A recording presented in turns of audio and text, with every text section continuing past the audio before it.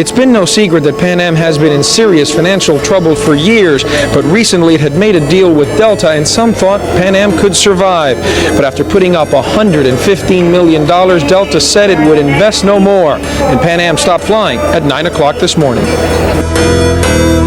Golden age of air travel is back. The iconic Pan Am is taking off once again from JFK, embarking on a 12-night transatlantic tour. It starts today.